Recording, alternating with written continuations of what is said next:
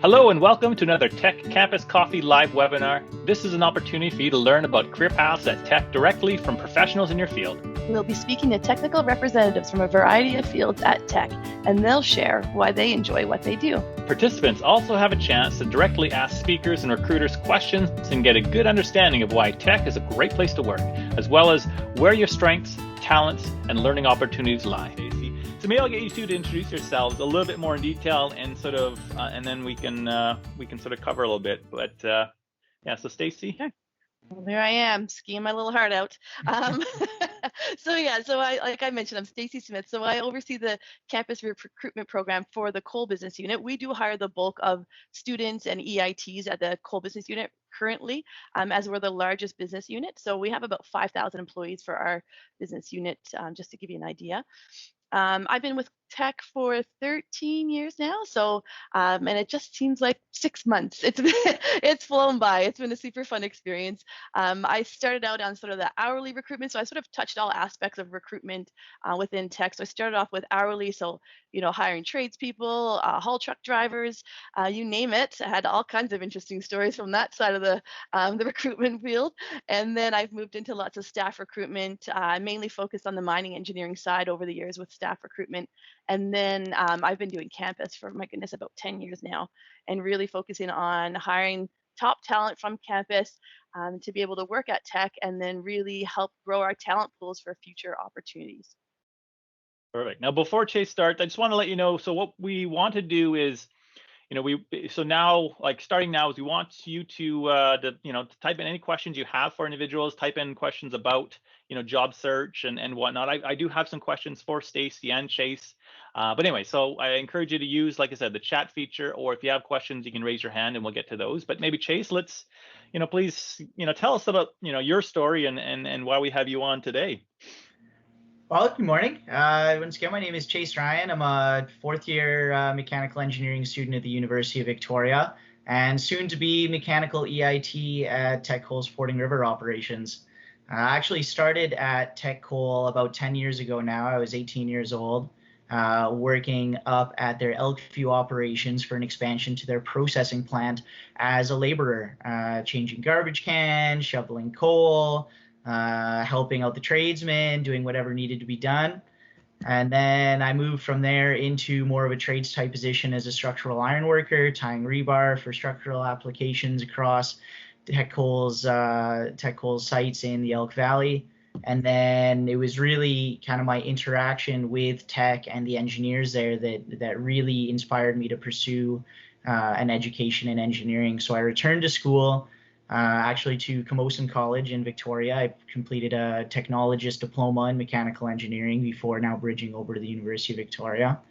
And last year, I did my first engineering co-op with Tech at the Fording River operations. I was in their mobile maintenance department, so I was working on things like shovels, drills, haul trucks, loaders, dozers, really cool heavy equipment stuff, mostly on the reliability side of things. I looked at equipment and components that were having frequent failure events and designed some upgrades or different types of components that might fix that, trialed them across a fleet to determine their success, and then ultimately decided whether it was a good change or it was a bad change or there's a different change that could be made. It's really cool, fun design and reliability things. And then I had so much fun, I came back this year as another co-op. So I did an 8-month co-op this year, also at Fording River operations in their processing maintenance department. So separating the waste rock from the valuable coal material. I supported mostly the reliability engineer, the maintenance engineer, and the processing engineer, working again in reliability, maintenance, looking at machine efficiencies, inefficiencies, why those inefficiencies were happening, designing upgrades for that, betterments, improvements for that, as well as being responsible for their condition monitoring programs, like their lubrication data and results, their vibration, ultrasonic analysis, and that sort of stuff.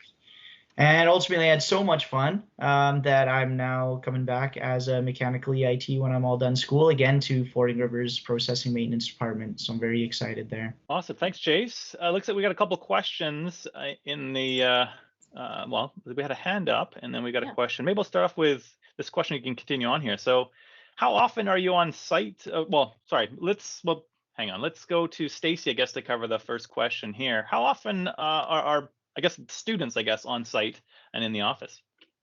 Yeah, that's a great question. So as a co-op student with us, you're looking at least 50% of your time in the field. I would say, like Chase could probably speak to it too, it might even be more at times. So especially on the maintenance side, I'd say at least 60, 70% sometimes you'd be in the field. You're out there quite a bit. So your offices are right on site. You go out, you might be out there for a few hours. You come back to the office, you might be out there for the day working on a project. So you get quite a bit of field hands-on experience. Yeah, Jason, what are your thoughts? How about for yourself? Yeah, I think that I experienced the same thing. COVID has changed things a little bit because of the policies and procedures implemented there to make sure that we're keeping everyone safe. So there was a time there by the end of my co-op where I was working sort of 1 week at home, 1 week on site, alternating back and forth just to make sure.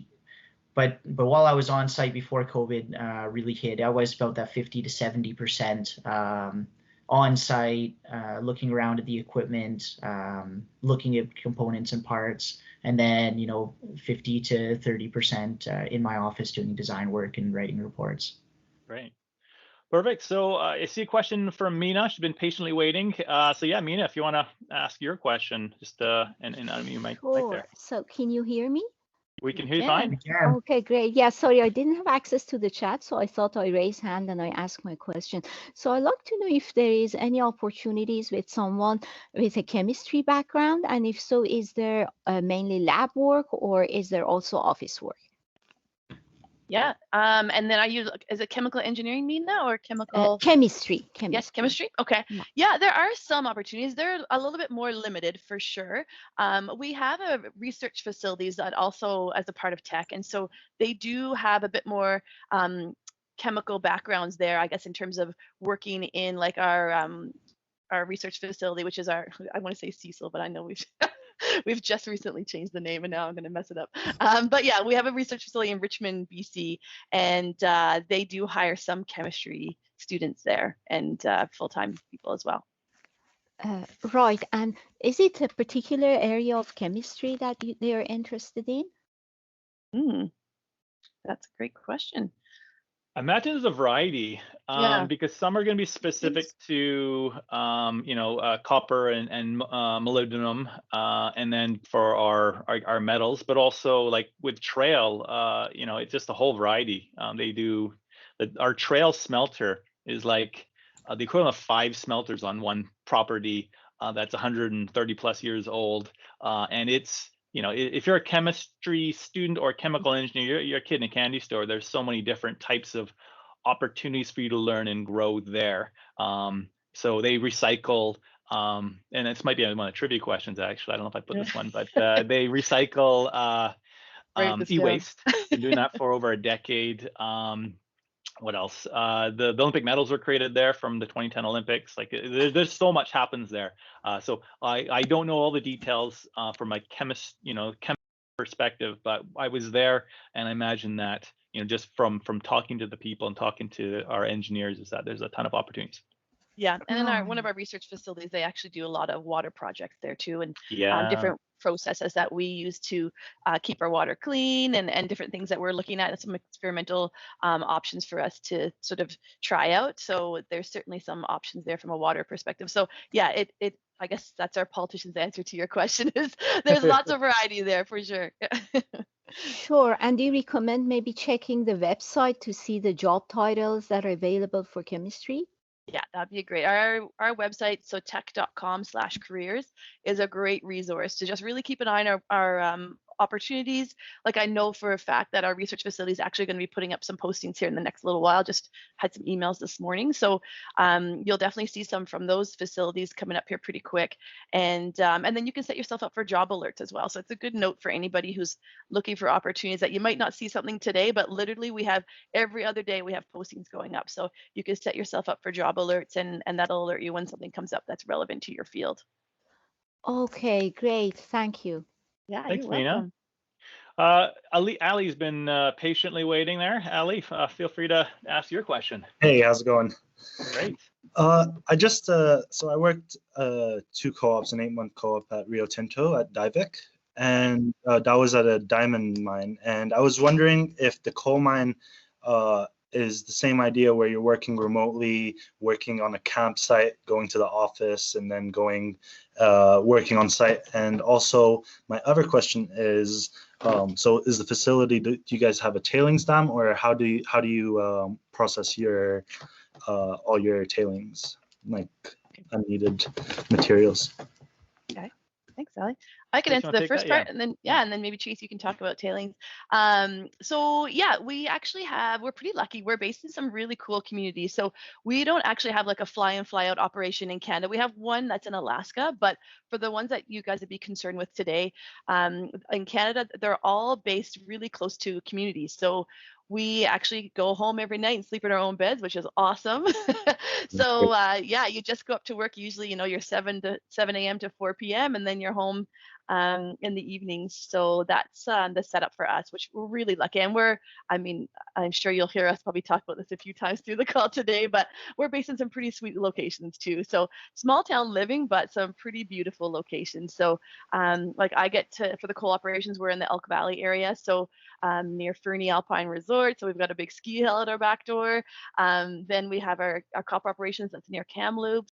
So it's a pretty sweet location as well. Then trails near Roslyn, which is another ski hill, and lots of mountain biking. So we get to live in some places that people go to vacation. So we could talk about it as long as the day is, but we're pretty lucky. We're based in some That's pretty great amazing. Yeah. What about the EDO? Do you want to talk about that? Sure, yeah, we've got some flexible schedules. So yeah, because we get to be really close to our communities, what we work here is generally an earned day off, or EDO schedule, you hear it referred to for short. And that basically is 9-hour days, Monday to Thursday. Friday, you work an 8-hour day, and basically you bank enough hours over 2 weeks to get every other Friday off. So you get a long weekend every second weekend. Our copper operations and our trail operations work a little bit different variation of this, but at copper they do 4 on and then 3 off, and then they basically either do a Monday to Thursday or a Tuesday to Friday schedule. So also pretty great schedule. So in other words, a 3-day weekend every second week at coal, or a 3-day weekend every week at copper. Copper, hey, look at us. And Yeah. sorry, Chase was also talking about working 1 week remotely and 1 week on site after COVID. Is that still going on right now, or have things changed? In some groups, it is still continuing. So it depends on what role you're in, if you need to be at operations all the time. But what we've done a lot of times to be able to limit the contact in offices since we've had COVID in place, or since COVID's been out there, what we've done is that we'll split the teams into 2. So it might be like a blue team and a green team. The blue team would be on site this week, the green team's at home, and then they'll alternate, and the other team will come into the office the next week. So because our offices are, like, lots of times you have shared space, so instead of having to sit in an office with a mask all day, then what we've done is separate the teams a little bit, so we have a little bit more space, and you can basically be in your office, you can work without a mask, and then in public space you have a mask. So we've got lots of new sort of regulations in place to deal with the pandemic, and it's been going really well for us, for sure. And to get to your tailings question, so similar to Rio Tinto, we got tailings dams. We, just like Rio Tinto, world-class, engineers in terms of our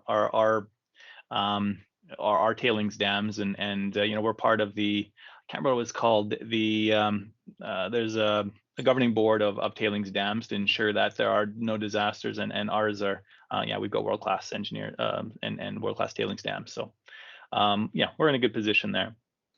Yeah, thanks, Ali. Perfect. Thank you so much. There's a couple other questions here. Yeah, there's a bunch of hands up. Is it Sakshi? Is that how you say Sakshi? You've been waiting. Oh, just want to unmute yourself. Sorry. Hi, everyone. Hey. Hello. I'm Sakshi, and I'm a researcher at University of Victoria with a background in electronics and communication engineering. So I have a hands-on experience executing wired and wireless sensors on site and doing remote monitoring, and also a hands-on experience with data science. So I was wondering what possible opportunities at Teck do we have in this area? Yeah, there's definitely quite a bit. And I bear with me, I'm not going to dazzle with my technical knowledge here, so just let me pick my way through this. But I know, and Chase, maybe you could speak this a little bit more intelligently than I could, but I know at our Elkville operations right now, we are piloting our autonomous so basically looking at driverless haul trucks. And we've had to actually create our own LTE network in the pit there to be able to accommodate the technologies there. So there's certainly some opportunities from the wireless side of things, data science, like there's lots. And within, we sort of alluded to Race 21 at the beginning here. That's a huge transformation that we're going through. And there's been so much opportunities. Like Masaki had said at the beginning, we started with 6 people that were, quote unquote, race technology experts, and now we've gone to over 160 people in that group. So there's tons of opportunity from a technology perspective. So again, I would suggest keep an eye on the website because literally new postings are coming up every single day. And we're very active on the recruitment front from a Race 21 perspective and the technology side. So some of those roles may be based at operations and some of them may be based at the Race 21 offices in Vancouver. So just something to be mindful of. If you're okay with being at operational level, that's certainly an exciting opportunity. Or you could be as a support to the operations through the Race 21 team. Yeah, and to give people a, oh, sorry, go ahead, Chase, if you had something to say there. Yeah, I was just going to add on to what Stacey was mentioning, at least from Fording River's perspective. I, again, am not an expert on sensors and controls, but we do have robotics and automation specialists on site. Mm-hmm. And one of the big initiatives that we have going on at Fording River is autonomous train loading, which, of course, involves a lot of sensors and controls, feedback loops. So I'm sure that there may be an opportunity there to have a specialist in that area. Right. Yeah, and so just bigger picture for everybody here. So I know with Race, the data scientists, like we've been really looking for people with experience, like many years of experience is where we're starting, because we have a lot of just big ambitions and goals this year, and so so a lot of we've been building the senior position roles and working our way to more entry level and junior, and so so Race has hired the first co-op students this fall, and so anyway, so there's going to be more future opportunities. Race is not going anywhere. And then in terms of the I guess the on-site side is, Stacey mentioned piloting the autonomous vehicles. That's the future of our business, right? We got them at our HVC. I heard a couple months back that they made the decision to switch for Elkviews to go full autonomous for the full fleet by next year.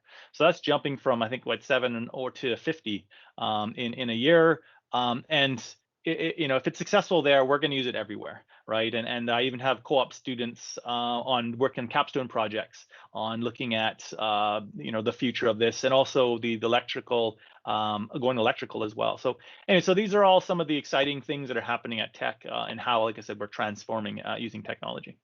Thank you so much for answering my question. Yeah, you're very welcome. I think I see it next on the list is it J.H. Tucker from UBC? Yeah, thanks, James. Sorry, it's just showing my email here, not my full name. But yeah, I just wanted to say first off, I actually grew up about 45 minutes away from the trail plant, and I can personally attest to the quality of the skiing and biking there. It's amazing. If you're there, you got to check it out. Kind of along the line of Mina's question earlier about more kind of specific career options, I'm a second-year finance student. I'm currently doing some equity research into kind of materials, resources, and renewable energy. And I was curious in terms of the more finance and business administration side of the operation. There's been some amazing talk about sort of the engineering and the technical side, but I was curious as well about some of the finance and administrative options as well. Yeah. And James, are you a co-op student, or are you looking for a co-op opportunity, or looking at the long-term full-time opportunities? At this point, at least for the next 2 years or so, co-op, but potentially full-time down the road. Okay. I've got a role for January if you're interested in finance. But yeah, there's certainly lots. So pretty interesting because I think, a lot of people outside the engineering world too often don't think of a mining company as like, oh, they're going to have all these opportunities, but there truly is. And it's some really interesting opportunities. So obviously each operation that we have has a finance and accounting department that we'd be working with. We also have a centralized sort of group of finance, but then there's an interesting piece of that too, is that we also have an operational excellence group. And they hire engineers, but they also hire people in finance who are specializing in really, I guess, thinking outside the box and looking at different ways that we can dissect problems and have a better understanding, and then be able to look at other solutions outside the standard sort of solutions that we've used over the years. So there's definitely lots of opportunity either within a finance group or within that operational excellence team that could provide you some really cool options for a co-op. We've hired co-op for those opportunities, and then also for full-time opportunities too. Does that kind of answer your question? Absolutely. Yeah. Thank you very much, Stacey. Yeah. Thanks, James. Great. So Stacey, I'm going to switch over to the meeting chat here. The couple questions have been sitting in here. So Nilfar and Ian, I'm just going to combine them. So Nilfar wants to know about, one, when are we hiring EITs for junior positions? And then so that's the first part. The second part was what skills or qualifications are most important. And Ian asked what are common traits that we're looking for in a hire. So the second part there is similar. Okay, so in terms of timing for EIT hiring, so Chase can probably attest to this, seeing how he just got an offer thrown at him. We hire sort of ongoing as needed basis. So unfortunately, we don't have like 2 times a year that we'll have EIT postings, and that's when they'll be. It's sort of ongoing. So I guess again, I would suggest setting yourself up for alerts on the website, keeping an eye on what opportunities are coming up. As projects get approved, as opportunities just happen to open up, sometimes what we'll do is end up like maybe a senior engineer moves into a senior supervisor, then we sort of shuffle within the group, and that frees up an EIT role or a brand new grad role for us to sort of fill. So it is pretty much ongoing as needed. So it's something that you want to keep an eye on. I would suggest applying like a month or 2 in advance, because sometimes the recruitment process can take some time. So even if you're prepping for a May graduation, say, for example, start looking January, February, and really starting to apply for jobs and keep an eye on the website, because it can take a month and a half really to get through from start to finish for the process. So around that time, hiring managers would be open to like, yeah, okay, I could take a new grad in May if my opportunities opened up in February or March or something like that. So just a quick little tips for you. In terms of traits that we're looking for from an EIT or a junior position or a PIT, I mean, a lot of it is hands-on, so it is someone who's open to work at operations. The bulk of our positions certainly are at the operational level. So being okay to relocate, work on site, it's pretty fast-paced, pretty exciting place to work, and I'm sure Chase can attest to that.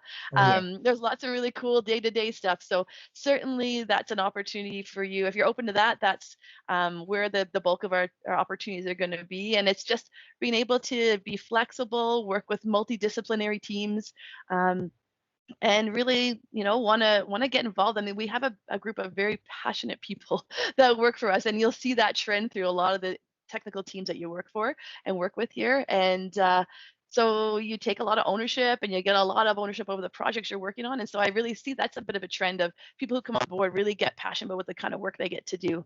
And that's something that we certainly look for in an interviewee and a potential candidate. Chase, you want to speak to that? Yeah, I was going to say, Chase, you want to add anything to that? Yeah, I can absolutely attest to the passion portion of this, and it kind of ties in a little bit to the next question down there on what do you think is the best approach for job searching, and do you think it's different for the pandemic than it was before? And absolutely showing your passion, huge thing. Being proactive, showing up to attending these job search tips. There's lots of other campus coffee info sessions that are going on. Attending those, turning your camera on, letting us see your face, hear your voice. Those are all huge things. And for example, for me, when I was applying for trying to get a co-op position here with Teck, I was going to the career fairs where Teck would have a booth, touching base, chatting with people like Stacey and other co-op coordinators as well. And then Teck was also putting on a Poppin' Pizza information session after that, going there again, showing my face again, saying hi, getting a familiar sort of a relationship going there. And then by the time you go into the interview process, you've already met this person, 2 or 3 times, and it makes it a lot easier and makes it a lot more familiar, when you're in that interview process. So how has that changed, since COVID hit? Yes, sort of that in-person aspect of it is now missing, but not completely. So we've got events like this campus coffee going on where you can still turn on your mic, turn on your camera, be shown, people can hear your voice, and attending multiple different campus coffees certainly helps that out as well. So being proactive, attending these events, your passion, what you like, what you want to do, showing what your aspirations are, where you want to be, and what you'd like to do in the future. I found that those were the biggest aspects that I think that the recruitment officers were looking for in me when I was going through the interview process. And that's would be my advice to future people applying. Yeah, no, that's great, Chase. Yeah, and then Chase dazzled all the GMs and hiring managers when he did his co-op presentation and sold it hard. He's like, I want to come back to Teck. And here he is. So it was good. It's really great to show that your interest level and that speaks volumes, right? Awesome. Let's go to some of the hands up. I think, is it Bharat from Thompson Rivers is next. Compassionate Penguin, is that you? Oh, yes, it's me. Oh, good memory. Oh, wow. You still recognize me. How are you? I'm good. How are you, Stacey? Good. Yeah, actually, I attended the campus coffee last week also. So we had this talk about that HR assistant co-op position, raised 21. So where are you in terms of the hiring process in terms of that position? For race, so we are still waiting for some final approvals. So yeah, they've sort of done a reassessment on their opportunities, and they're not sure if it's going to happen for January. They may put some delays on it. So we're just waiting for final word on those opportunities. So we're sort of in a bit of a holding pattern right now. But yeah, so unfortunately, yeah. And race is only because we're moving so fast. We want to make sure all the pieces are in place before we really bring on a huge number of co-ops, because they've been looking at pretty significant numbers. So if it doesn't happen January, then likely it might get pushed till May. But I'll keep you posted once I have some more info on that. All right. Thank you so much, Stacey. Yeah, no worries. Hans has got a hand up. Hi, Hans. Yeah. Hi. Hey. I'm a graduate from UBC, and I saw on the careers page that there's a geologist in training position, but I graduated with a geotechnical specialization in civil engineering. So would it be okay as a geotechnical to apply for a geological position, or would that be incorrect? Yeah, you could certainly. Yeah, especially if you're interested in the field, and if you have some, I don't know your background in terms of your experience level, but yeah, we're certainly open to look at other disciplines that are very similar, and there's lots of overlap there within our geological and geotechnical fields. So I think that one, if I remember correctly, is for the water group, and I know that's obviously a big part of the geotechnical side of things. If my memory serves me correctly, I think that's what it is for the water quality group. Okay. So certainly, yeah, I would always encourage people, even if you don't really feel like you fit the job posting exactly 100%, that I don't want that to discourage people. Sometimes we put down an ideal on a job posting and be like, okay, yeah, we would love if everyone ticked every single box, but it's rare that someone hits all those pieces. So lots of times we'll put out there as more of a promotion of things that you could learn, of things that we would like to have you come to the table with, and then try and fit get the perfect fit for that combination of technical skills, but then also that attitude and what you bring to the table, that motivation and drive. That's a big part of when we're looking at who's the best fit for our teams. It's not always you have every single technical piece, but it gives you sort of an indication of what kind of opportunities what things you could learn about while you're in the job too. Yeah, and just to add to that, one of my philosophies here is we have such a demand for talent over the next 5-10 years and beyond, just in terms of growth and just natural turnover. Chase can probably attest, the number of people with gray hair on site is quite high. There's gonna be a lot of retirement. We got to replace these people, and we want bright, ambitious individuals. So it's not a matter of do we have a position that for you. It's a matter of when. when is it going to show up? And so it's about timing and making sure that when that opportunity pops up, it will pop up, that you are applying to that and giving it your best, and taking what you've learned today in your application and presenting yourself in the best light. Great. Okay, so maybe we'll take one more question and switch to the trivia, but it may have to be a quick one here. I think we got Kartik with a hand up. So, and so just letting you know, we will actually switch back to, after the trivia, there'll be more time for more questions and answers. But I just want to make sure that we do give out our prize and that somebody ends up a winner. So, so Kartik, yeah, fire away. Hi everyone. Hi. Hi, I'm doing my master's in geological engineering at UBC, and I have an undergraduate in civil engineering. So I was just wondering, I have been working with since for 5 years in numerical simulations and with reactive transport codes like Min3P and all those things in terms of simulating mine waste, and tailings and all those things, and oil gas migration. So I was wondering, for someone who have more of a numerical background rather than having hands-on experience in the field, what are the kind of job opportunities you have? Yeah, certainly there's some the bulk of opportunities certainly are that, like I mentioned, the operational level. But there's opportunities, I talked about operational excellence, where you're really sort of dissecting the numbers a little bit more, really looking in a bit more of a deep dive into the data, trying to understand why certain things are happening and try to troubleshoot with technical teams. So having that technical knowledge, but then also having that sort of interest in the number side of things, I guess, if you will. There's opportunities with that. And then we have some corporate opportunities that are a little bit more arm's length from operations. It is great to get that operational experience. I think that's always a great growing opportunity and growth opportunity, and we do encourage that from a company perspective. But yeah, there's opportunities. You just have to keep an eye on the website for sure. There are definitely fewer, I guess, is what I'm getting at. Like I mentioned, and Misaki sort of alluded to, we can probably talk about it till we're blue in the face, but it definitely speaks volumes when it comes from an actual student. So we do a survey with all our students as they're leaving their co-op terms, and just to get a sense of how their opportunity was, did they enjoy it, would they recommend it, all that stuff. So this is sort of quotes from students that were leaving us just this past August, and telling us a little bit about what their opportunities were and if they enjoyed the term. So I can speak pretty confidently looking at all those surveys. I mean, we get about a 99% completion on those surveys.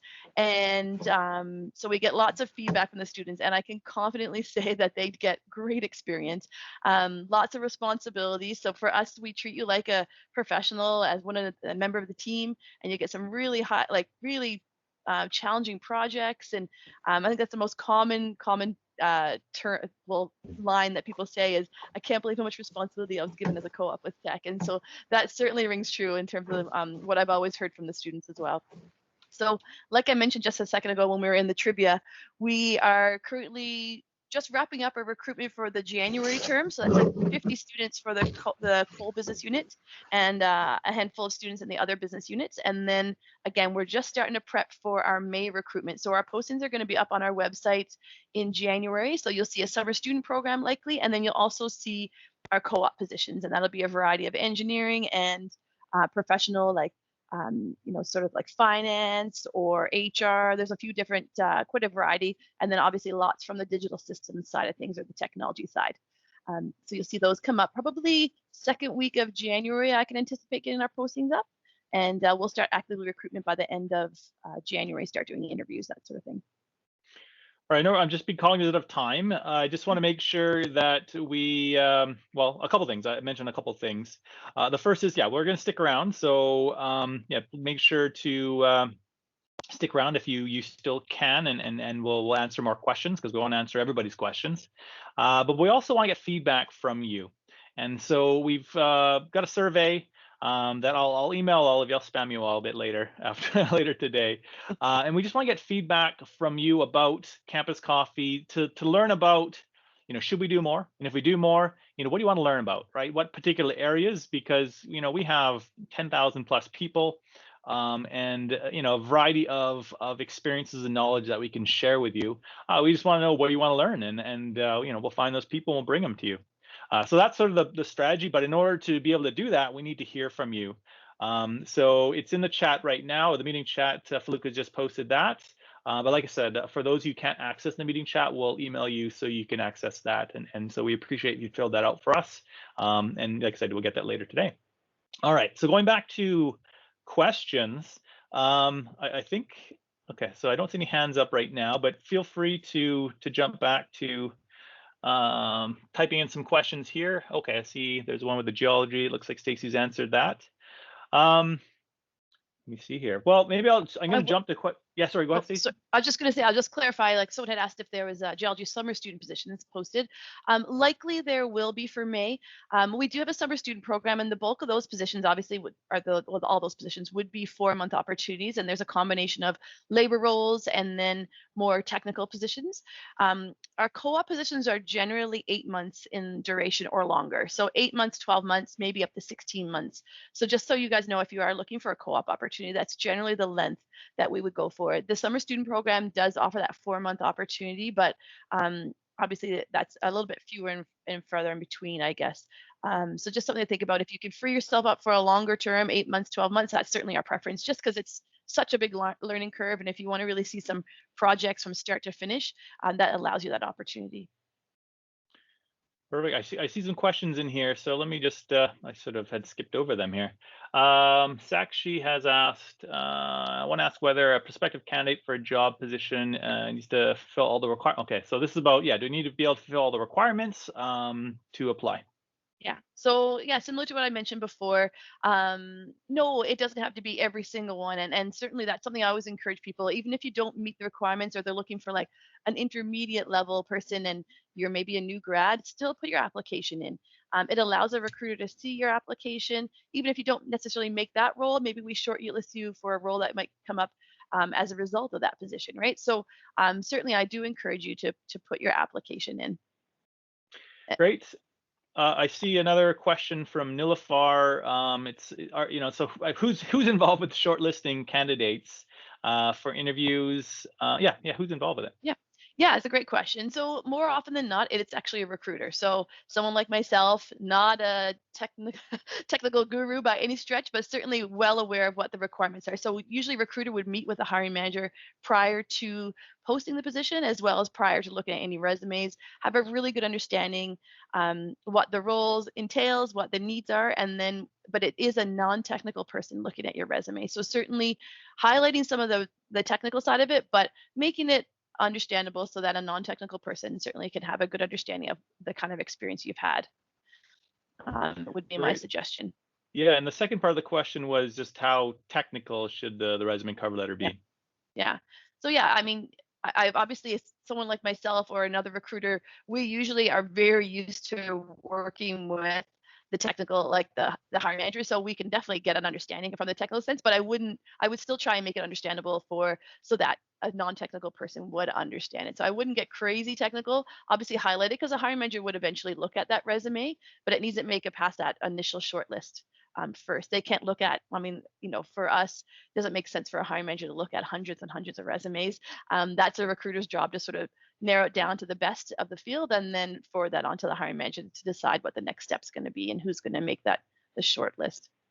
Okay, I'm going to switch, before I switch over to a hand up, there's one more question, an easy one here. Do you need to be in a co-op program to be hired for a co-op position at Teck?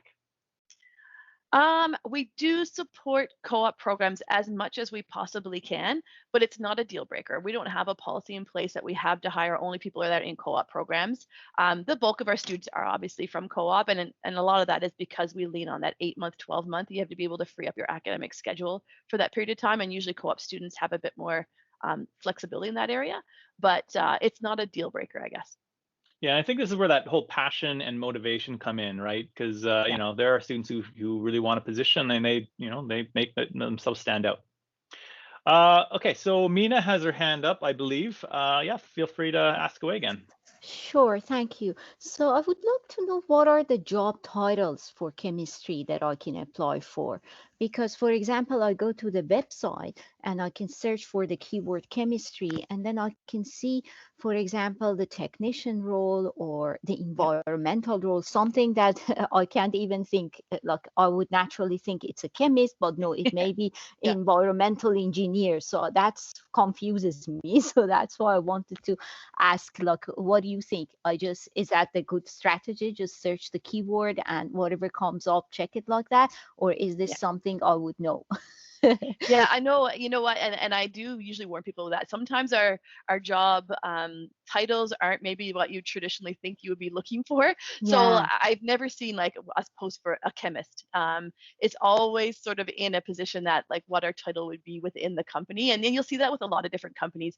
They'll have their titles that are sort of normal for their internal workforce, and that's what sometimes they'll post out. So yeah, certainly I think the strategy, I would always go with cast a broader net and maybe just search for the chemistry, and then you can sift through the maybe 5 or 6 positions that come up. Just say, okay, now this one is relevant. Maybe this one they're looking for more of an engineer as opposed to a chemist. So yeah, that would be my strategy. Is just cast that broader net, take a look through the roles, and just make sure it is suited for what your needs are. But to get really specific about what a title would be, it could change within the different business units. From company to company, you'll see lots of differences. So yeah, I think that's probably your best strategy. What you've done there. Okay, thank you. Yeah, no problem. Okay, so we got a bunch more questions in the chat, which is great. So Brian's asking, will there be full-time roles? So sorry, I'll just read the question. Will only co-op and summer positions be available? What about full-time roles for soon-to-be grads? Sure. Yeah. So like I mentioned, those are ongoing as needed. So I guess I can easily quickly talk about like the co-op roles, because I know exactly when those are going to get posted. For EITs or professionals in training, again, yes, I suggest you just keep an eye on the website. They are ongoing as needed. So as projects get approved, as people shuffle through the company and move into different positions, then we'll have openings come up. So it's sort of all the time. Like I know right now, I think our staff team is working on, for coal alone, gosh, it's over 100 positions right now that we have that we're currently recruiting for, from just the coal business unit and a little bit for race as well. So there's a lot happening. So I would definitely just set yourself up for job alerts, keep an eye on the website, and certainly apply to anything that's relevant to you if you're coming within close to graduation. Great. Elena has asked, I realize that Teck is addressing climate change and has action plans for 2025, 2030, and 2050, which is all true. Do co-op students sometimes get to work or look into these projects? Yeah, for sure. Yeah, there's definitely projects that are happening all the time. And maybe Chase, I don't know if can you speak to this a little bit? Have you had this exposure from a co-op level in terms of anything? Or any of your friends as well that you work with? Yeah, not directly. I haven't worked directly with some of these large scale action plans that Teck has released to the public, but some of my smaller projects have been involved with concerns with the environment. For example, there is a chemical spray that we spray on top of our coal in our trains, so that when the trains are crossing across a province, coal dust doesn't accumulate in the environment, which of course is detrimental to wildlife and the wilderness and the forest and stuff. So one of my projects was investigating the solution that we're currently using, and if we're using enough, and how we can make that more efficient to make sure we're not having any coal dust released into the environment and potentially impacting wildlife. There were a few of the other projects that were going on that the professional engineers were working on with the tailings facility, wastewater management. Teck also has a lot of initiatives on new types of wastewater treatment facilities, such as saturated rock fill. It's a new and upcoming, a very promising looking way of cleaning our tailings and our wastewater. And I know that there are co-op students that are involved with that and are supporting those projects, but I don't know any of the students myself. Yeah, climate change is is in action and all this is built in. Sustainability is built in all everybody's role at Teck, right? And even so, I've seen it in many co-op position roles, but even in the capstone projects that we have, not even co-op students, but on campus, we have multiple, fourth year capstone projects. They're all focused on sustainability and technology. And so we have non-co-op students, and non-tech students working on projects for Teck, getting a valuable experience and getting guidance and coaching, because it's, a critical part of our business. We can't be, we're positioning ourselves as being the most sustainable mining company out there. All right. So, if, the world needs copper, for a green economy, we would want them to buy from us because we produce the greenest copper. Yeah, and I always speak to that too, in that it's we talked a little bit about the communities that are surrounding our operations, and so I always say that Teck has their initiatives, and those values are really resonate with our employees. We live in these communities that are surrounding these operations. We all have a vested interest in protecting the areas we live in. So not only does Teck have those broader initiatives, but we all play a part in making sure that we all make good choices and do things as best we can, and the way that we would feel good about. So I think, as an employee of Teck, you all sort of play a part in that broader initiative. All right, looks like Malcolm's got a easy question with Stacey. It's our cover letter is absolutely necessary.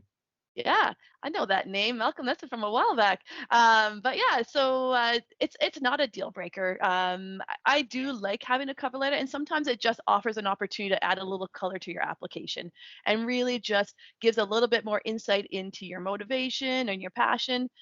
Because obviously a resume doesn't really allow you to get into those details, but yeah, it's not a be all end all deal breaker. I look at it this way: if you have experience and you have passion, the cover letter is going to be a huge advantage for you, and so you want to leverage that. But for a lot of students who are just starting out and don't have much experience, it's a bit of a pain to put one together. It's hard to be competitive. That's the nature of the beast.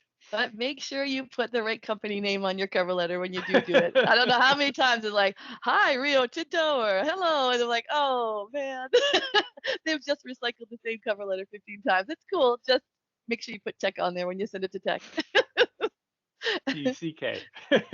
Yeah, exactly. Elisa has a question here. She's from Kingston, Ontario. I'm wondering if your GIT positions in Sparwood would qualify for PGO work experience. Yeah, certainly. Yeah, you'll work towards your designation. So that's a big, we're big supporters of obviously getting your designations, whether it's PN, PGO, and then on the finance side, we look at all those opportunities as well.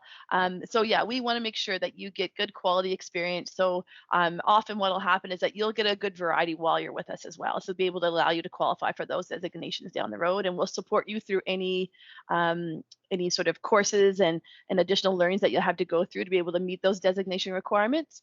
Those would be supported through your growth with Teck as well, financially and obviously emotionally. All right, so I think we've gone through all the questions in the chat, which is great. Maybe we still have a few more students in the call. Okay, it looks like somebody's typing in there. But let's maybe aim to wrap up around 1/4 past. So, last call for questions, and hopefully we can answer everybody's questions, and then everybody can get on to their day. A couple thank yous. Brian's got a question, I think. As part of a job app, some companies ask what your work permit status is. Okay, it's about international students. Okay, so just take this into consideration there. If you might not have a work permit while you're applying. So long as you're eligible to work in Canada, that's the biggest concern. We're not able to support the application process for you, but certainly, if you're able to get a work permit, we're happy to look at your application, and we hire lots of international students. I hope that answers the question. There's a question for Chase. All right. Anything? Yeah. So what specific is kept you coming back to Teck? Well, the list kind of goes on and on, but I'll try to kind of capture some of the biggest points here. The first one is the diverse range of experience that I've been able to have in just one position or just two positions. So, for example, in the processing maintenance facility during the 8-month co-op I had this year, some of the stuff I was able to look at was full-on stress analysis on current existing parts that maybe have broken, looking at what ways they broke, what could have been the root cause of that failure, full-on designing a betterment and an improvement and testing that. It's also full-on fluid dynamics and flow calculations. So I'm speccing pumps, new piping systems, what valves and sensors and actuators and all that kind of stuff is needed in there. It's also looking at condition monitoring analysis. So we do vibration analysis on all of our critical equipment to try to predict failure events before they happen, so we can perform preventative maintenance on those. We also do a lot of lubrication analysis, looking at the condition of the oils and the greases that we use in those machines. As far as like the job is concerned itself, a lot of really cool, diverse range of experience stuff that you get to indulge with. The next part of it, I would say, is the challenge. Really, really cool responsibilities, high level responsibilities you get to be accountable for. I find that really motivating for me. God forbid I ever find myself in a position where I don't feel like I'm being challenged at work. It's definitely one of my prime motivators for me, and something that makes me get out of bed in the morning excited and ready to go to work and eager. And I think the third part, the last part, would be just, okay, I got to throw in another part. I got two more parts. The next one is how incredible the culture is up there. So I've been working there now as a basic laborer, as a tradesperson, as an engineering co-op student, and now finally as an engineer in training. And I've always felt an abundance of support and resources. I've always felt like I've been welcomed into the family and the community up there. Really welcoming, awesome, awesome culture, and I really value that.